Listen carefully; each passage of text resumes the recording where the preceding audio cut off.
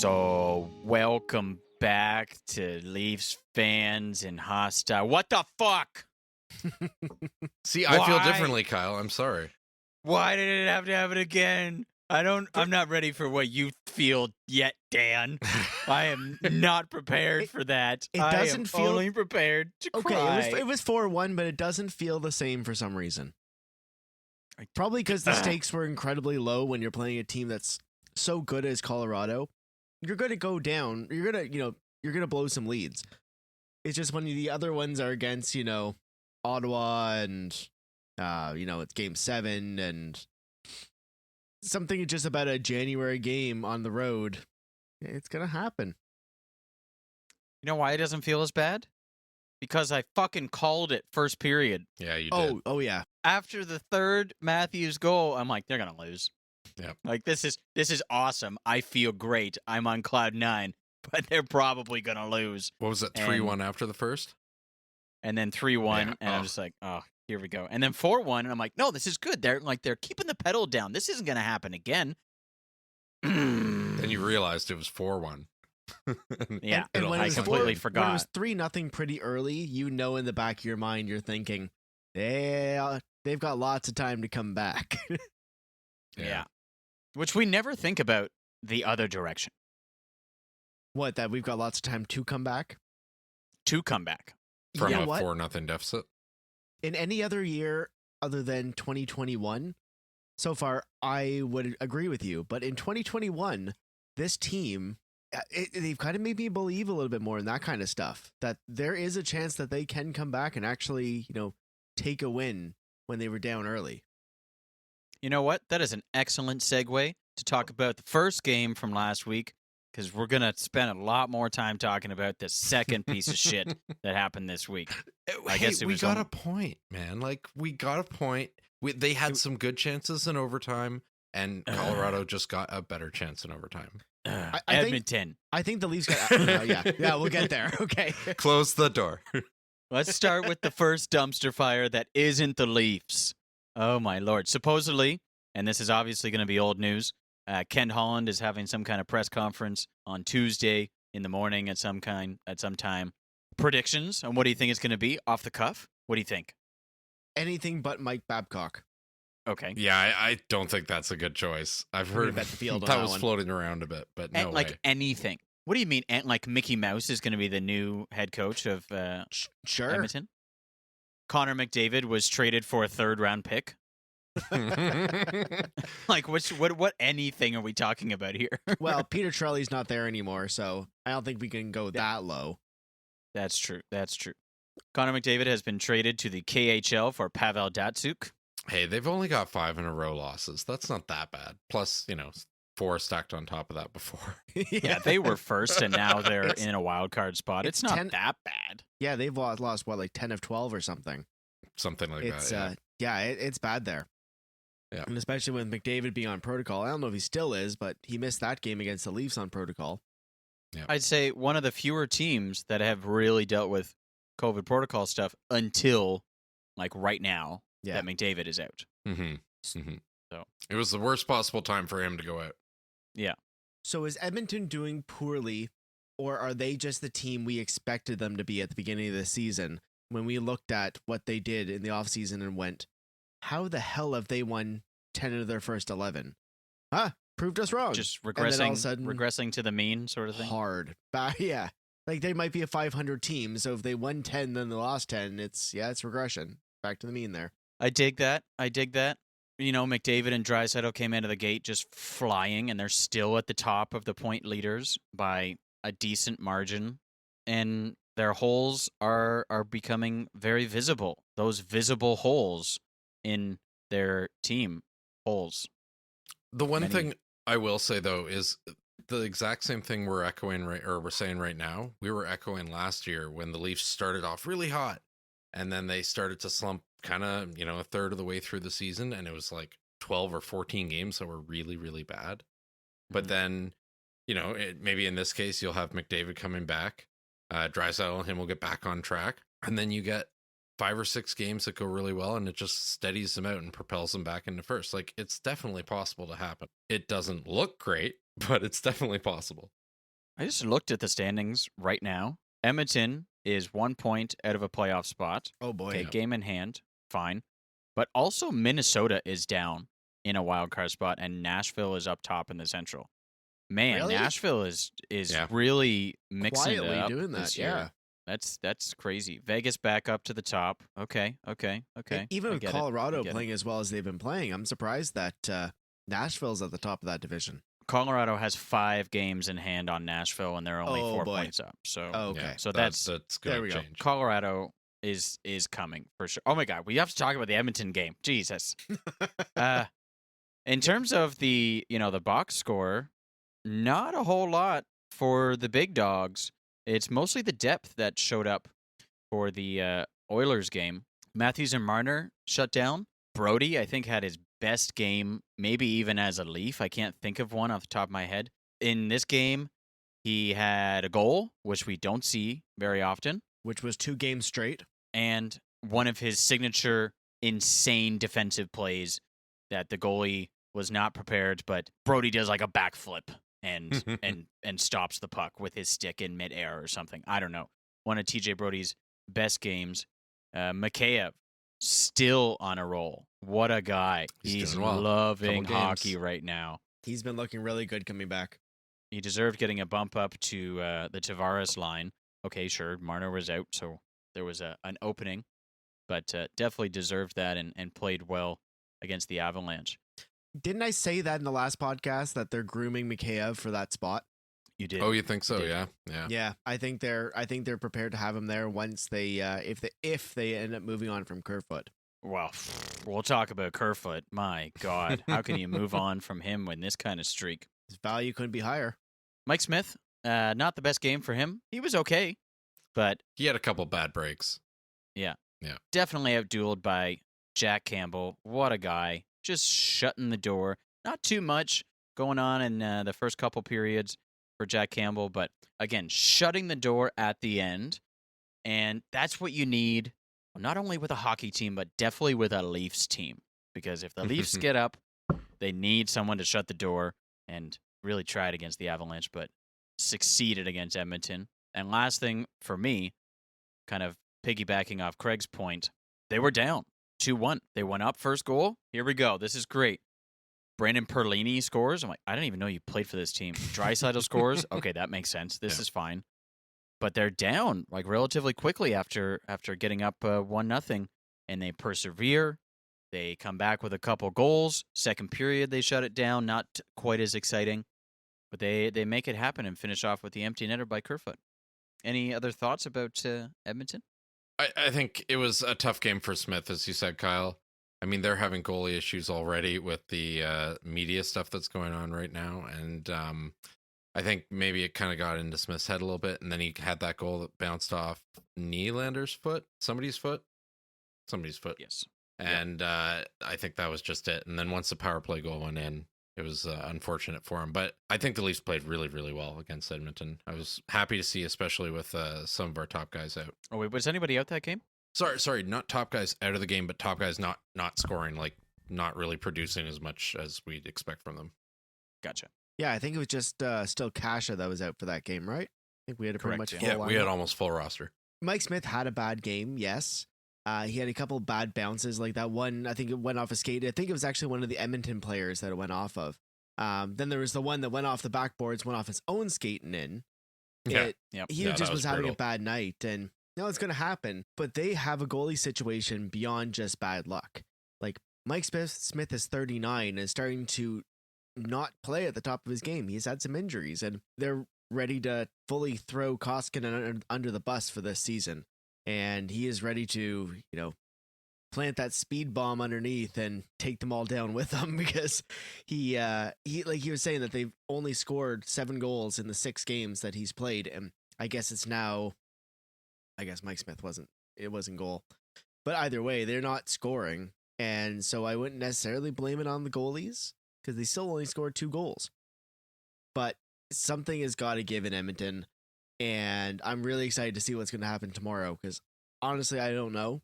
I feel like if it's going to be a coaching change, they would just do it. They're not going to schedule a press conference. I think it's just going to be a GM taking the pressure off his guys. I don't think it's going to be anything more than that. Like Jim Benning did back a couple months ago. He went out and he had a press conference just to take the pressure off the players and off the coach. And of course, he puts his foot in his mouth where it is firmly planted at all times. But Ken Holland is a smart guy. He's been in the league a long time. I think he is just coming out to give the media something else to talk about other than the coaching and the players for now until he can do something. I agree. I don't think many big things are going to happen tomorrow unless it's like Ken Holland pulling a Paul Maurice and he's like, you know what? I'm good. I've been around for a while. I'm going to either take a break or just take off and I've got to leave Alberta because this COVID thing is crazy. I'm going to somewhere that cares. Yeah. Have fun finding that place. Yeah, good point. Let's move on to extremely exciting game. Obviously not the end we were looking for, but thrilling hockey. Like, so cool to see Matthews go toe-to-toe with McKinnon. I think McKinnon was out the last time we absolutely destroyed the Avalanche. I think it was 8-3 against Jonas Johansson because they had the goalie situation at that point. It was kind of our situation this time. Marner and Engvall go on COVID protocol, and they didn't get as lucky as Matthews did with the false positive rapid test. It was full-on positive protocol. I think they even mentioned that Marner had mild symptoms. Like, it was actually talking about symptoms for this one.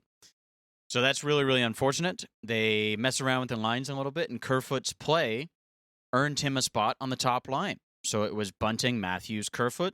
I was really happy with that. Again, given Curfoot's play. Second line was Mikheyev. Awesome. Bumped up, potentially groomed by Craig Shaw. And Tavares Nylander. So that was great. Third line, that was looking interesting for sure. Richie, Kampf, Spezza. You know, the Richie that went on waivers last week. Yep. Yeah, and that was cleared. That's fun for the Leafs. So Richie cleared waivers, yes, and then came back to the Leafs. Yes. So if they do want to send him down again, does he already have to clear?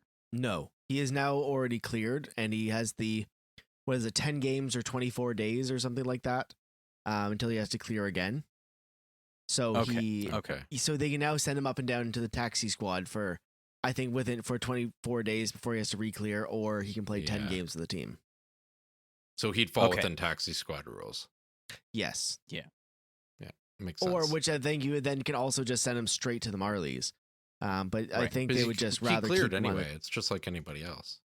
Yeah, exactly. I'm actually kind of surprised that he didn't just go down and they brought up somebody else. Now, I'm not sure who that somebody else would be at this point. I know they did call up Joey Anderson and Brett Sini. They did call them up. I thought one of them was going to get into the game, but then I guess they decided to go with Richie instead. Well, Sini got into that game. Yes, he was the fourth line center. Oh, he was. Oh, okay. Yep. He was pretty invisible. And Kyle Clifford got into another game as well. So the fourth line, Clifford, Sini, and Simmons. Right. Basically, left hook, head, and right hook. That was fun. And they did pull their, push their weight around. I'm just looking at cap friendly right now. Kyle Clifford is an emergency exception, and so is Brett Sini. So $0 against the cap. Right. Sweet. Okay. I guess sweet. Well, I guess when you've got a guy like Marner out, that's an eighth of your cap there. Yeah, you have to call somebody up. Some exception there. But back to the game. Like, really, really exciting hockey. Just end to end, but also the Leafs really, really putting the pressure on to start the game and responding after they had, a couple goals happen. At least it's by the eye test seemed like they responded quite well. By the goal test, maybe not so much. But 3 goals to start off the first 15 minutes of the period, and Kemper is out. Kemper, the new number 1 goalie for Colorado, the 1-year show-me sort of guy after they lost Grubauer. And McKinnon scores a couple minutes later as that guy is absolutely insane. He's all over the place. Actually, let's just talk about him for a second. I don't think he gets enough credit for the kind of shit that he can do. Like, Crosby is awesome, And McKinnon is kind of the next Crosby after him, but I don't think he ever got the fanfare that Crosby did. And then they kind of skipped over him to McDavid. But He's in the Western Conference, and he's in the States. Okay. If McDavid is something different, but if Matthews went down, if McKinnon played for any Eastern Conference team, he would be a superstar. And I think he is a superstar amongst NHL fans, but he should be more of a general name in the sporting world for how good he is. I don't see them play nearly enough, and watching him play in that game, I'm like, I don't think Matthews is in the same game as him. I think in terms of skill on the ice, I don't know about shot, but in terms of skating ability and just explosiveness, geez, McKinnon he's incredible. Yeah, he's all over the place. And he is, as you said, Craig, so much fun to watch. He's got fluffy hands and he knows how to use them. And he also threw a couple hits, which, Matthews throws every once in a while, but McKinnon was all over the place. It was great. Not great for us, but, great to watch. Well, it was great to watch. Yeah. Absolutely. Yeah. And another thing on the Avalanche, there's McKinnon in the center, flanked by Rantanen and Landeskog. Can we switch it over to this being the perfection line now? Because Boston's a little old. Bergeron is almost on his way out. I think Pasternak and Marchand are still good, but I don't know. Those three are perfection. They are ridiculous, and it showed up on the score sheet tonight and the Avalanche's last game. If you look down on the score sheet, not a lot of depth help except for maybe Kadri. So ridiculous those players, and that's all it was. McKinnon goal, Makar. Jesus Christ, that guy. He's amazing. Landeskog, Comfer, but assisted by Makar and Rantanen. That was a ridiculous fourth goal by the Avalanche there. And then Devon Taves, 3-on-3. Like, what can you do?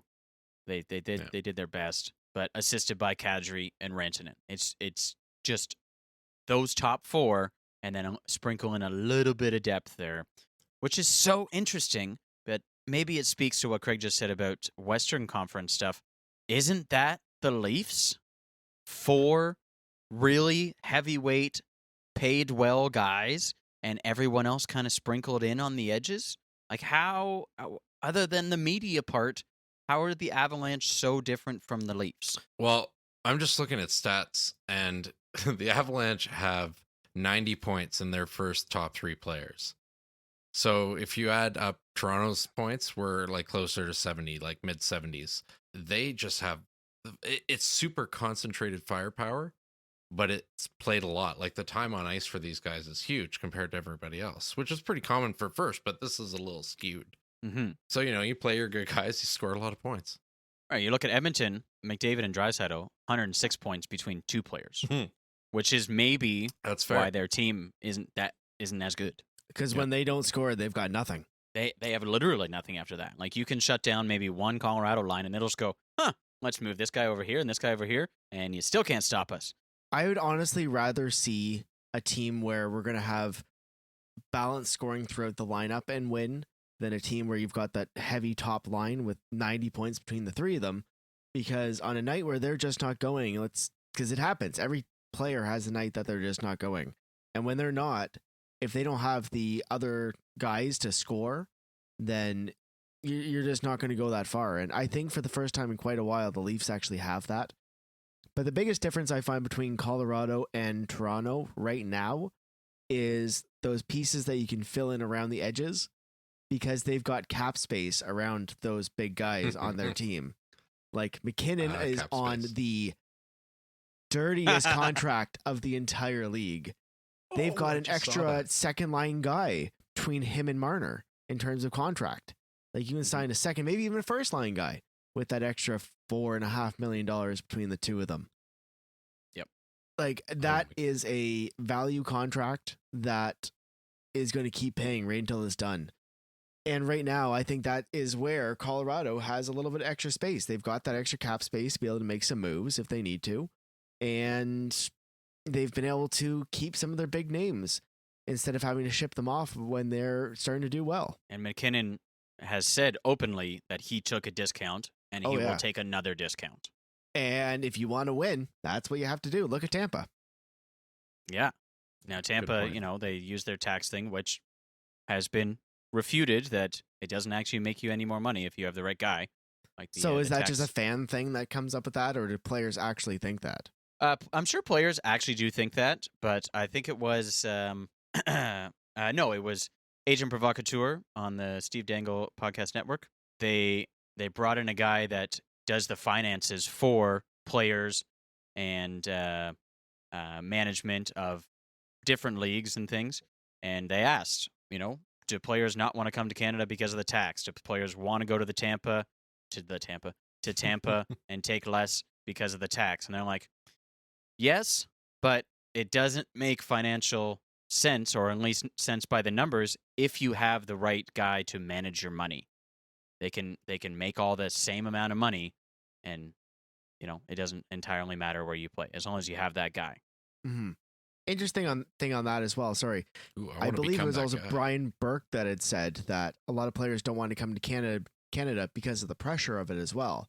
Because you can't just go to work and do your job in Canada playing for one of these teams like you can in a place like Colorado or Tampa. Like, you can just live a life and go to your job at the end of the day. Yep. Yeah, that's fair. Totally different kind of pressure. Yeah. And then on top of that, this year, extra COVID restrictions, different opinions on that and stuff, of course. But players are supposedly saying, like, yeah, I don't want to go to Canada. Like, that would suck. I'd be away from my family, and I can't bring my family, and this and that, and this and that, and so on and so on. So, yeah, different pressure for Canada's game. It makes sense. Mm-hmm. But some people like the pressure. Some people don't. Oh, God, I got off track. What was it? Okay, so we said that the Avs are better because they don't play their players as much. That's fine. But our goalie is better. Oh, he's so good. My God. Oh, God, yes. You can say that against 30 other teams in the league? Yes. At least 31 other teams in the league 31. Right now. Yes. Like, at this moment. I can only think of one, but I was trying to, hedge my bets and give another one. But I honestly can't think of a second one. So, yeah, it's Vasilevsky and Campbell. So cool. And he comes out with the MLB catch of the year for the NHL. Like, oh, that was gorgeous. What a save in the third period. Was he ridiculous. A shortstop in a different life? That's a shortstop catch or a third base catch. Yeah. That's ridiculous. Absolutely ridiculous. And I feel so bad for him and my fantasy team. But mostly Jack Campbell. Like 44 saves on 49 shots. Like, he willed this team into overtime, and he just couldn't close the 5-hole, unfortunately. But I'd like to say one last thing about that game, because I feel like we're wrapping up talking about the Colorado game. I don't think at any point did I feel like the Leafs played bad. No, me neither. I think there were some that Colorado played them really hard, that they just got kind of overwhelmed. They got tired, but I don't think, like, at no point was I watching that game going, they're going to lose this. I just said to myself, well, it's my birthday and it's a Leafs game. They're going to lose this. But other than that, I at no point did I feel like the Leafs were playing poorly in that. You could just see the loss coming, though. No, they played with heart. They really tried to win it, and when they started to get caught up on the score, they kept playing hard, and that was good to see. Again, as you guys were saying, like, Campbell's phenomenal. He's pretty much the top-rated goalie in the league right now. And Colorado's just good. They're just and good. Colorado's just good. And they're at home. Like, they were at home, and overtime is tricky when you're on the road. But at the same time, I don't fault the Leafs for overtime. They had a few good chances. Colorado just had one better. Fine. Sorry, buddy. I mean, like, I hate seeing them lose, of course. Oh, I get it. There were a couple slumps, I will say, though, where they were not putting enough pucks on the net, because they did get one on Francouz, and Francouz, I think, should have had it. Actually, no, sorry, that was the Richie one. Never mind. He had no chance. But they didn't pressure him enough. They threw it all at Kemper, but I don't think they pressured Francouz enough. But it also could have been because Colorado shut it down, and they had the crowd behind them. So, fine. But, yes, let's move on a little bit. 4-1 It's always 4-1 for some reason. If the Leafs get up 4-1, turn off the game because they're going to lose. It's bad. It's bad news. The last 1, 2, 3, 4, 5, 6.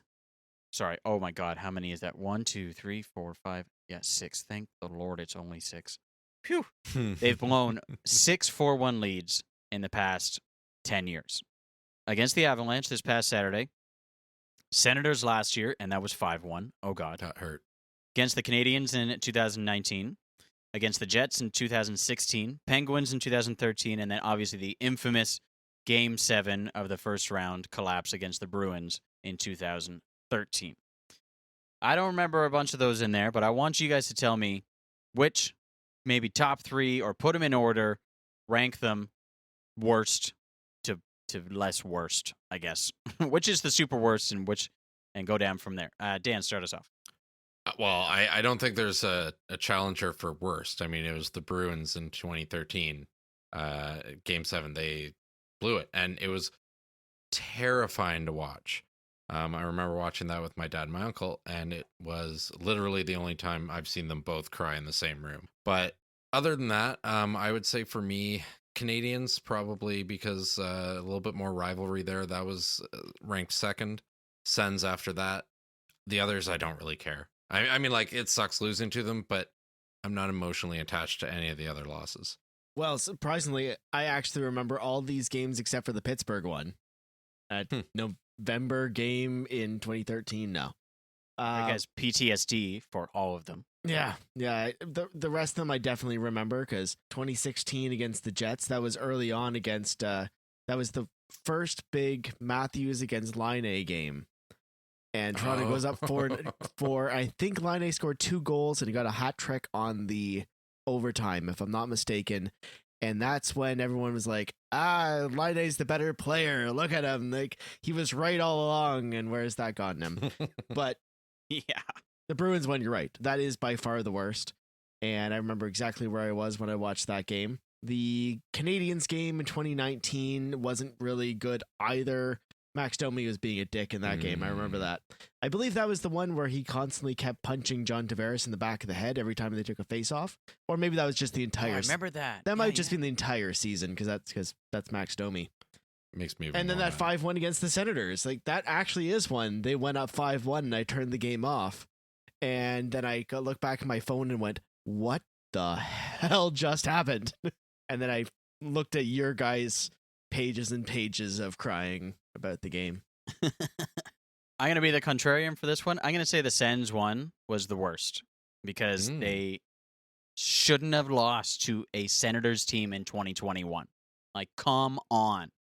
All the other games were against solid teams. Maybe not the Canadiens in 2019. Oh, they were good in 2019. They were okay. Yeah, they were fine. But all the other games were against good teams. The Bruins coming back kind of, made sense. The Leafs weren't even supposed to be there.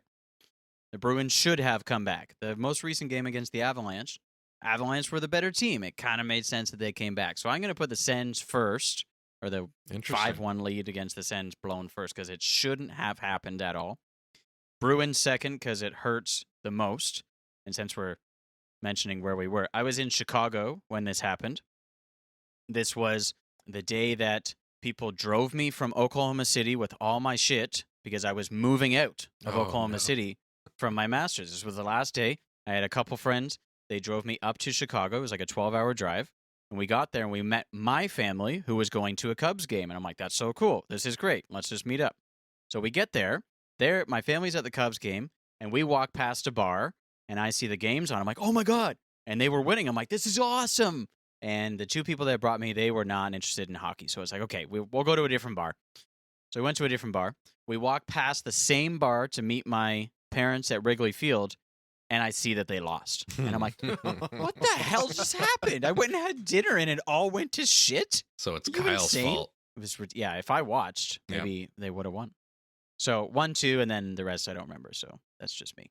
I just remember watching that game knowing that I had to be up in about 4 hours after that. I'm like, oh my God, it's going to overtime. I need to be up in like 4 hours. Just end this game now. No, not like that. No, okay, fine. Yeah, I bet you regret that.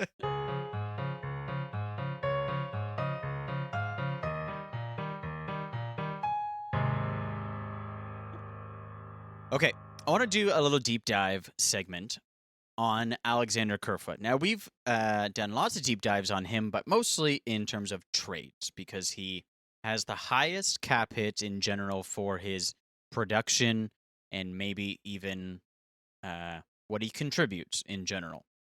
We always talk about that cap hit and how it could go.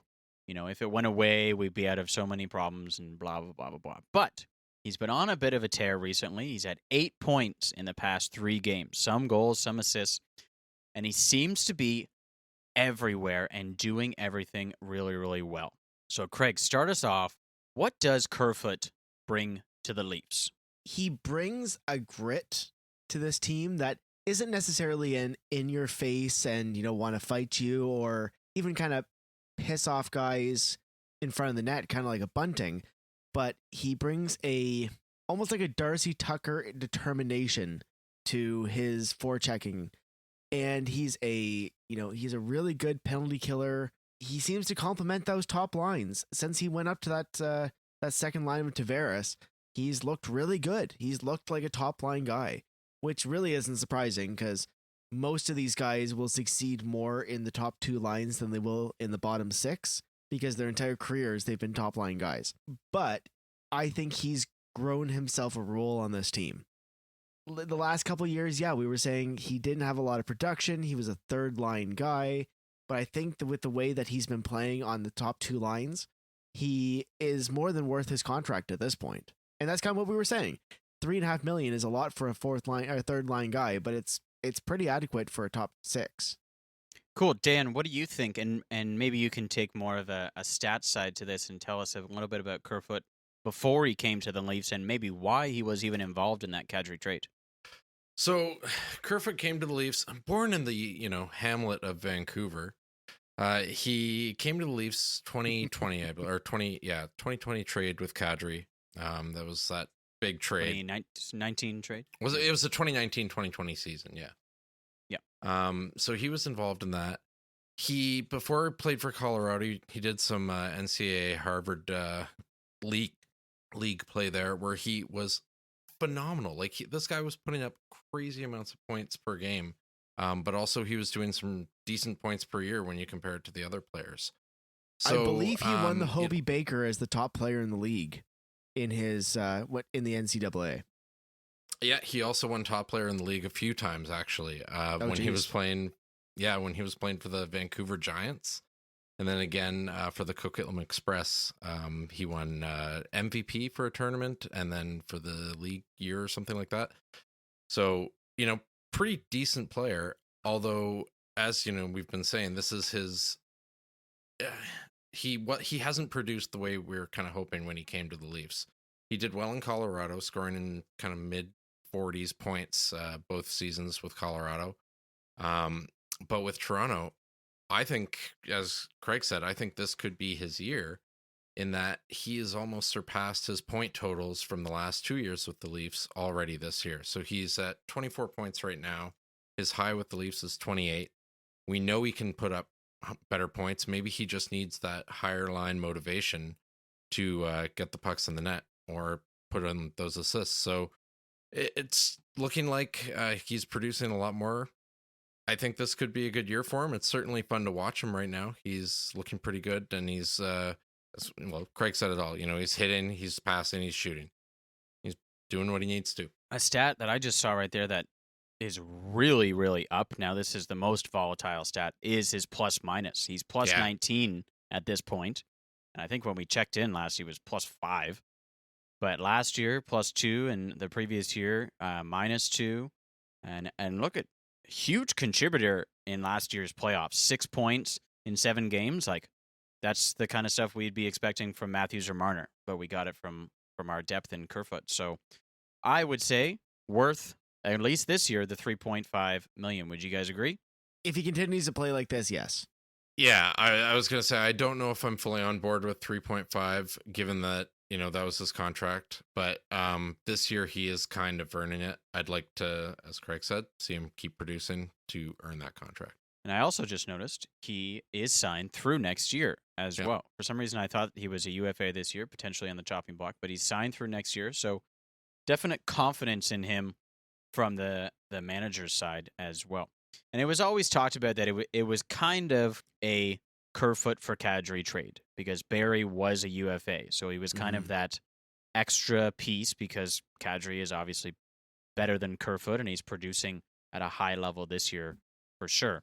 However, I would say that Curfoot has a better role on the Leafs and Kadri has a better role on the Avalanche. If Kadri was still here, he'd either be on the wing, which is not his forte, or he'd be third line center, which is a waste of, his contract, which is what we were saying about Curfoot before, being on the third line. So I think all in all, Curfoot is after a couple years living up to his expectations. Do you think he potentially resigns in 2 years? And is that with the Leafs or somewhere else? I mean, I'd like to see him resign. I think he's playing well this year, as we said. I would like to see him build with the team. He certainly looks comfortable out there. So yeah, I'd see him resign for sure. More money or less money? The same. For now, I think he was overvalued to begin with, and he's now earning it. So unless he really accelerates his points or his production, if you will, I would kind of sign him for around the same. See, I don't see him re-signing with Toronto. I think this is going to be his last season here. Either way, good season or no, I think they're going to have to move some money out this year. It's just a fact. And I can see him going because I don't think they'll be able to re-sign him at the end of next season. I think they're going to try to get what they can for him as long as the trade's there. If they can get value for him, I think they'll move on in the offseason. But I think he's too much of a part of this team this year. And Dubas has said that he's standing behind his guys. And Curfoot is one of his guys. Simple as that. He signed that contract. He saw something in Curfoot enough to trade for him. Because he didn't have to move on from Kadri. He easily could have kept Kadri there. Kadri was more than happy to stay here. So it wasn't like he needed to move on from a player like Laine in Winnipeg. So clearly they saw something. And I think we're finally seeing it. And I think he's going to value himself out of Toronto at the end of his contract. Interesting. So actually, funny thing, he was actually drafted by the New Jersey Devils. And after he finished college, he decided not to sign with them. He just didn't sign. Saying that, I don't like your team. I don't like the prospects you have, and I don't think you have as too much to work with, which is still true 5 years later. Oof. Shot across the bow. But I think he can see what he can be. And I think at the end of this contract, he's going to go look at a team who's going to be willing to sign him to top line minutes. I think he sees himself as a top line guy. And if he can if a team is willing to give him that opportunity, I think he's going to succeed. I can see it being kind of like a Hyman thing, maybe. If he plays his way out of his own contract, he ups his value so much the Leafs have to be like, sorry, you are too good for us. Yeah. Yeah. Like, Nashville. Nashville needs some centers. I think he would fit well in a place like Nashville. He could play a top line, second line center. And I know, who's their top line? That's not Johansson, is it? Duchesne this year, I think. He's doing quite well. Oh, okay. Even second line guy, second line center, that's a pretty good place to be. And in Toronto, obviously he's not going to get that, but to be able to play those top line minutes on the wing and then move over to center somewhere else, I think that's something he probably wants to do because it seems like he wants to be a center because he's stayed on center so much of his career in Toronto. Okay. Curfoot, keep playing well. You can do it, buddy. Yay!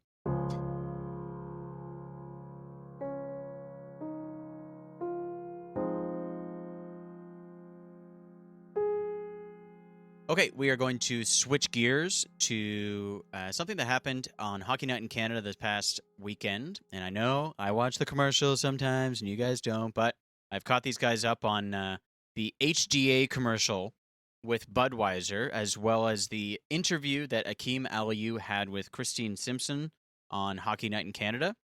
And it was a very passionate, no punches pulled kind of interview.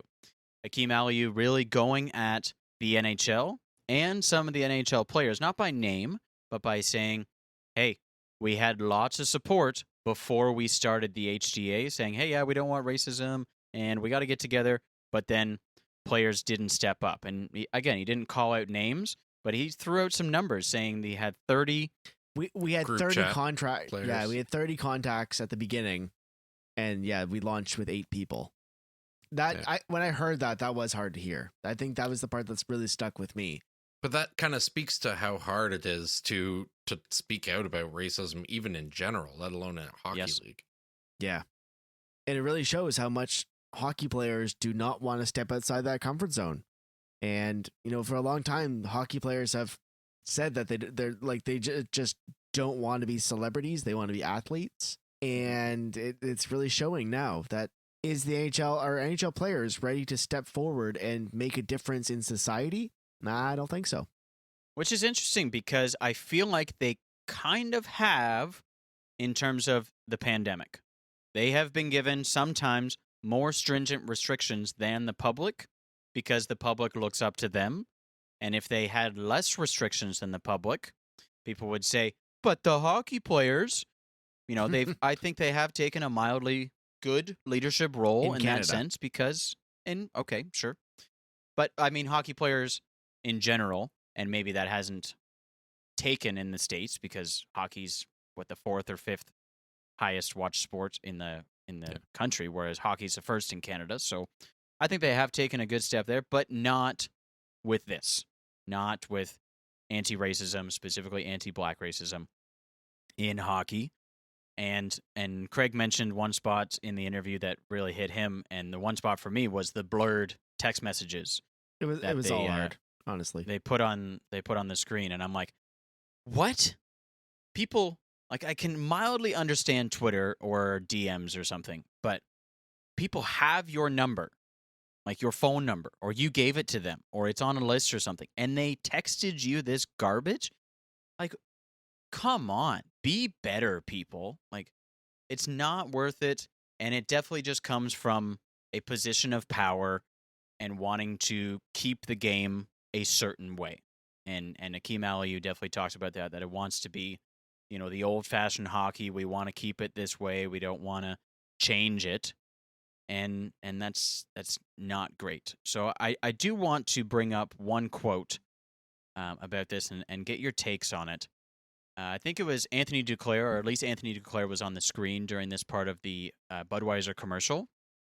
He said, if you get more diversity in the game, it's only going to make the game better. I'm going to start off with what some people will say against that. If you add more diversity to the game, you're going to be taking chances away from some players. What do you guys think about that argument? I mean, I think the NHL is a competitive league that if you are a good player, people will see the value in your worth. And for the most part, you can make it in the league. I think a bigger problem that, they didn't really address in the commercial because it was just a few minutes long, but is accessibility to hockey for everybody. Yep. And so I think it needs to start at that level.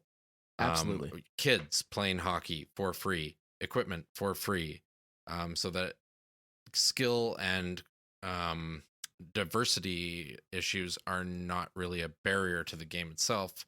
You have the ability to play if you want to. I'm going to jump in just for 1 second before we go to Craig. I feel like that has been at the forefront for the better part of a couple years. I do think that's been there. However, I think what the HDA is doing is saying, while the accessibility may be there, the racism is keeping us out of the game, or at least pushing us out of the game. Like, why would we want to join hockey? Even if it's free, if some people are bashing us in this way. Like, if we're not good hockey players, fine. You can bash me as a bad hockey player all you want. But to bash me for the reason that I'm, this race or that race or whatever, that's maybe what's holding things back. I really like what you're saying there, and I'm going to go right between the two of them. So accessibility, and the problem with minor hockey is accessibility to good teams. I've heard stories of places like in the GTHL that you can be a great player, you can make a team, but if you don't pay the coach $10,000, you don't get ice time. And sure, there's a lot of opportunity, something like the Canadian Tire Jumpstart that can get underprivileged kids into playing sports. They help with equipment, they help with the ice time, but they're not going to give you $10,000 to that coach to actually get you onto that team. And it's problems like that just all through the entire system. That, guys, if you were actually making another good point about taking away opportunities from other people.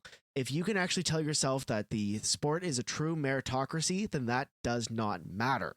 It doesn't matter what color you are. If the best player is on the ice, then you're not taking away opportunities from anyone. You're giving opportunities to better players. Well said. Well said. And I want to tell a really quick story as well. I know while we're still on this topic, I think I was telling you guys about this. Yeah. Recently in, I believe it was Prince Edward Island, in a minor hockey league, I believe it was a junior B league, there was a 20-year-old player that overheard one of his teammates, his goalie, get called a racial slur on the ice. So he didn't handle it the best way. He went and he went after the player. He gave him a slash, and he got a suspension for it. He said, "I will stand up for my teammates for things like this. Every single day I'll take the suspension." But the other guy, for the racial slur, only got 2 games suspended. That's a joke. The fact that they're not taking that seriously. And because of that, because he went on Facebook, he went out and he called out the league. He was called a player not in good standing and was indefinitely suspended for calling out the racism against the league. Things like that, like I said, all along the system, we need more change than just accessibility, than just the players not saying these things. The leagues need to take these things seriously. And they're not. It's just not. Look at the Ukrainian league earlier this year with the guy that did the miming of the banana. He was fined 2-3 game suspension or something like that. Joke. And the other guy ended up having to leave the league because he's like, I cannot play in a league that's going to allow that. And it just everywhere in the system, we're having these problems. The NHL didn't want anything to do with the HDA. They said, they helped out. They had a thing on the ice once in the playoffs, in the bubble. And then they said, no, you're on your own. Like it's wild. Yeah, the problem is really the administration that's penalizing the players speaking out. I mean, in the interview, Akim referenced Colin Kaepernick, and look at Kaepernick. That's exactly the same as the suspension you were just talking about, Craig. Like, you speak up, you're ejected, or you're pushed out, or you're not, re-signed, or whatever it is. It's a higher level culture change, maybe not even at the player level, that would need to happen. And like you mentioned, Dan, trickling down to the minor league level as well. Oh, absolutely. Not just to the NHL. It's not like, well, you got to go through the racism in the minor league to get to the golden age of the NHL. No. Yeah. It needs to start at the bottom as well. So a really important topic that I thought we should touch on, I think a really great commercial and interview by the HDA, and a reminder that the HDA is not affiliated with the NHL. They do not have a partnership right now, which is interesting because we did mention some commercials put out by the NHL, or at least by Sportsnet, mentioning diversity in the game of hockey, but those do not come in conjunction with the HDA. So it's interesting that separation is still there, even though everyone, or at least a large group of people, are talking about it in a positive way, saying we got to go in this direction, but they're not going together. It's an interesting development that I hope is brought together at some point in the near future. Hopefully soon this is something we'll be reading about in the history books and not talking about in active life. I'll just say that. Yeah, well said. Yep. And just as usual, we're going to take a hard right turn to finish off the podcast and make a bet. We'll talk about Jacob Chikrin another day. I'm sure that won't be coming anytime soon, but hey, I think he'd be an awesome addition to the Leafs. We'll talk about that. I've got a bet for you guys. You ready? Ready, boss. Yep. Next 3 games against the Golden Knights, followed by a back-to-back against the Arizona Coyotes. Ooh, barn burner. And then followed up by the St. Louis Blues, one of the top teams in the league right now, or a couple top teams and a bottom. Devils game on Monday has already been postponed, so we have options to record on Monday or Tuesday next week. 3 games, likely 2 different goalies. Hopefully 2 Campbell, 1 Mrazek. What is the save percentage collectively between the 2 over the next 3 games? Dan won last week with 2 goals from the bottom 6, so you get to go first. Well, okay, so I was looking at Campbell's save percentage. I think it's 938 right now, and 199 goals against, which is just friggin' phenomenal, right? But anyway, that's not the question. I'm gonna go with 922, Bob. 922. Yeah, I think we're gonna see great production from Campbell. I don't know what's gonna happen with Mrazek, but I think we're solid. I've actually done some math on this one. Ah, crap. I'm gonna say Campbell, his 2 games, he's gonna give a 925 and a 918, and Mrazek is at 895, which gives me a nice solid 912. Wow, scientific. You want to let us know what kind of math you were just doing? Addition and division. Did you just add the 3 together and divide by 3? What numbers were you pulling from, you noob? What are your goals against metrics? Those are just feelings. Oh, God. Math based on feelings. The best kind of math. Oh, my God. That's kind of math I get fired for. Oh, that's funny. That's funny.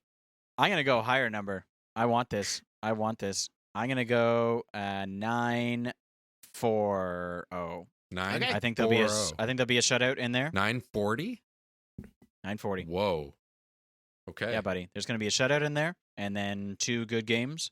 So I'm going to take the higher number. And you know what? No, 930, just so I get a little closer to Dan. Awesome. Squeezing me out. I like it. Squeezing Yep. a bit. That's the way to do it. But we've got confidence in our goalies, which is awesome. I expect Campbell to play against the Knights, Mrazek to play against the Coyotes, and Campbell to play against the Blues, which is why I started both in fantasy. Woo! Okay, so speaking of the Coyotes, sorry, I saw this the other day that I believe it was on Saturday. They went 2-0 up on Chicago, which was the first time they've held a 2-goal lead all season. Ouch. And then they won. Oh, they won. They actually won. No, they actually held a 2-goal lead. First time in a 4th month in the season, and they finally had a 2-goal lead. Oh my God. So I may have That's actually crazy. gone too low with my save percentage. Well, that's exciting. Nah, man. This is good news for us. This is good news. That was a fun episode. I had a good time, even though it was another 4-1 mess up. Blowout, blow, lead, whatever. Something about blowing. Doesn't matter. We're going to get out of here. We're going to blow out of here. And don't forget to follow us on all your favorite social media apps. I think the last episode might have been one of our most listened to. Thanks so much, Steve, for coming in for that one. And we've got lots of new things coming your way. 3 games. Go Leafs, go. Go Leafs, go. Sorry, I thought we were blowing at it. Of the What are the podcast. ocean? I thought we were blowing out. This is my imitation of water. Go Leafs, go. Yeah, thanks. There we go. The drums started a while ago.